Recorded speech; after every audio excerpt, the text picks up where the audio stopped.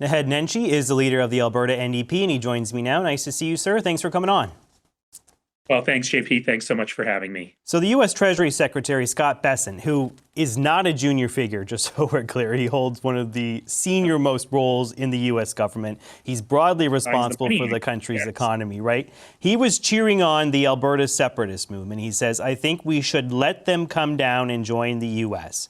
What do you say when you hear something like that from someone of his stature?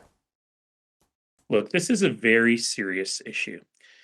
You know, you cannot define this as Alberta separatism as some fringe movement. Don't worry about it. The referendum will fail. There are many, many things to unpack here. So before we get to the US, let's start by saying this is Danielle Smith's fault.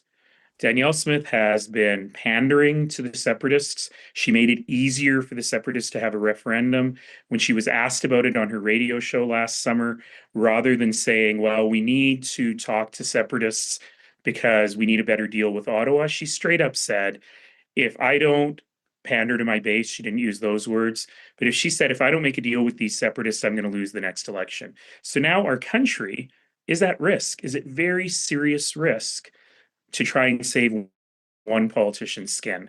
This is not right. And we have every right to be deeply concerned about it at a time when the world is so fragile, when every single one of us needs to be on Team Canada, where people are worried about things at home like the cost of living and a collapsed healthcare system here in Alberta. We're talking about separatism. And what did we think was going to happen?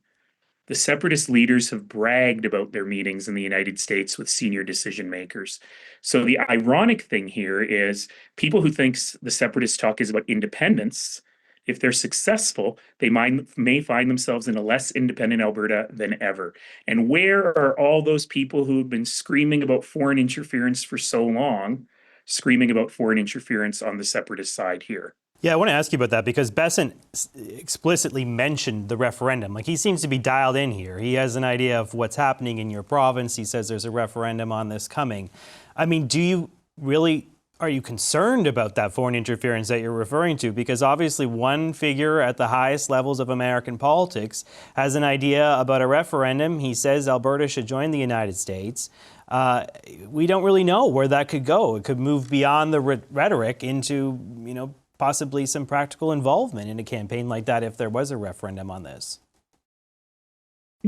Look, there's nothing secret about this. This is not a shock. The leaders of the independence movement have been bragging about their meetings that they're having, their high-level meetings, they call them, they've been having in the United States. And so this is a very real concern. We saw in recent by-elections in Alberta, the separatist movement having just a lot of funding and much more momentum than their actual results in those by-elections would show, which were very, very, very low. So where's the money coming from? Where's the support coming from? Where's the organizing coming from? I think it's fair to ask these questions. And quite frankly, I think the Premier needs to be asking these questions. If we really believe that we are all on Team Canada right now, we need to all be on Team Canada. And coddling the separatists is no way to do that. I want to ask you, I take your point about how Premier Danielle Smith has sort of made it easier to have these referendums, and she has courted perhaps some folks that are associated with this independence movement. But we know that this kind of existed before her, right? And we can look at Prime Minister Justin Trudeau, our former leader, of course, who, many folks say is kind of the godfather of the Alberta independence movement, inadvertently, of course, because of some of his policies with respect to the energy sector. Bessent mentioned the pipeline in that interview as well today. He said that Canada is blocking Alberta from getting a pipeline to the Pacific. Of course, we know that that's really quite the opposite. The Prime Minister is actually promoting a pipeline that will run through BC to get our products to markets in Asia and beyond.